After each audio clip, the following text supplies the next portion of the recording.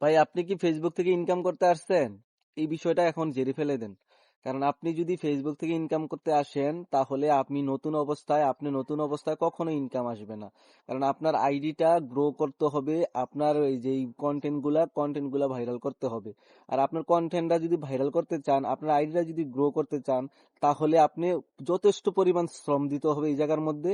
প্রত্যেকটা ভিডিওতে কমেন্ট করতে হবে। আপনি যদি প্রত্যেকটা ভিডিওতে কমেন্ট রাখতে পারেন, প্রত্যেকটা ভিডিওতে আপনি এই যে কমেন্ট করতে পারেন, প্রত্যেকজন যদি আপনি লাভ রেক দিতে পারেন, দেখা গেছে আপনার আইডিটা প্রত্যেকটা বাড়িতে চলে গেল, আপনার প্রত্যেকটা বাড়ির কাছে একটা নোটিফিকেশন চলে গেল যে আপনি লাভ রেক দিলেন। ওই এই লাভ রেকের আশা ধরে সে আপনার বাড়িতে চলে আসবে, আপনাকে একটা ফলো দিতে পারবে, আপনাকে একটা কমেন্ট করতে পারবে।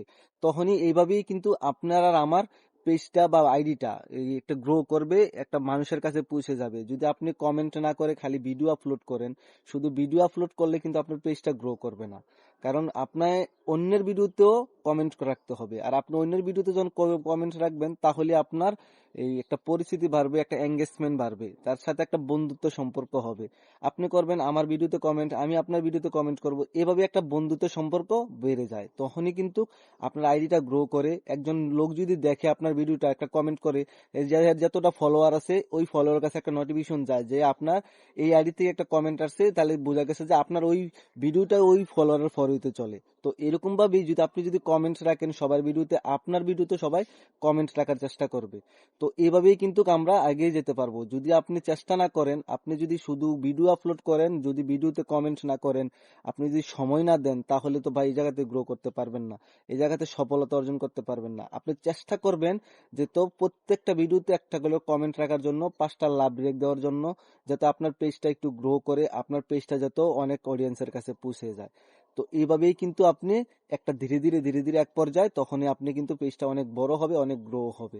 তো এই গাইডলাইন গুলো যদি মানেন, ভাই গাইডলাইন কিন্তু ফেসবুকের বেশি না, কারণ আমরা নিজের ভয়েস, আমরা নিজের কন্টেন্ট দিয়ে কন্টেন্ট তৈরি করি, যেই কারণে আমাদের এত একটা ইস্যু আসার কথা না। তবে কিছু গাইডলাইন যদি মেনে চলেন, যেরকম আপনি একটা ভিডিও আপলোড করতেছেন, যেই সময়টা ভিডিও আপলোড করতেছেন প্রত্যেকদিন এই সময় একটা ভিডিও দিলেন, যেই সময় একটা পিকচার আপলোড করতেছেন ওই সময় প্রত্যেকদিন একটা পিকচার আপলোড করলেন, এভাবেই কিন্তু গাইডলাইন যদি মানেন তাইলে কিন্তু আপনার পেজটা গ্রো করবে। ভাই বেশি কিছু না, গাইডলাইন বলতে এমন না যে ভাই অনেক হার্ড।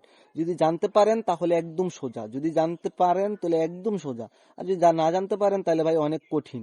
তবে আগে জানেন যে তো আমরা যত নিজের কন্টেন্ট দিয়া, নিজের সবকিছু ভয়েস দিয়া আমরা ভিডিও আপলোড করি, তাহলে আমাকে তো কোনো ইস্যু আসার কথা না, আমার কোনো সমস্যা হওয়ার কথা না। তো এই জন্য আমরা এটার থেকে বিরত থাকি যে অন্যের ভিডিওতে আমরা অন্যের ভিডিও আনবো না, অন্যের ভিডিও কোনো আমাকে ইদাতে লাগাবো না, আমার ছবিতে দেবো না, বা আমার এই প্রোফাইলে কোনো অন্যের ভিডিও দেবো না। আপনি নিজের কন্টেন্ট দিয়ে নিজের ভাবে ভিডিও আপলোড করেন, এটাতে কোনো ইস্যু আসবে না, কোনো ইস্যু আসবে না ইনশাআল্লাহ। যদি ভিডিওটা ভালো হয়ে থাকে, যদি ভিডিওটা ভালো লাগে থাকে তাহলে শেয়ার করে দিবেন, সবাইকে দেখার মতন